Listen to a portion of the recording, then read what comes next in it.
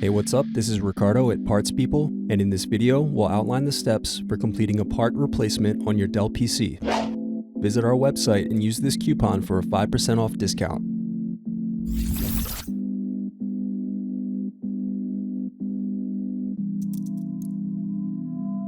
Unscrew and remove bottom base.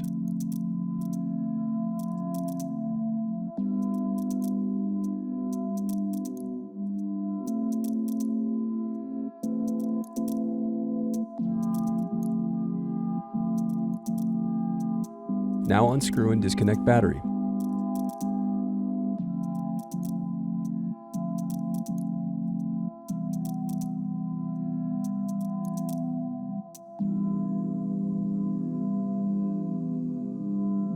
Now unscrew solid state drive.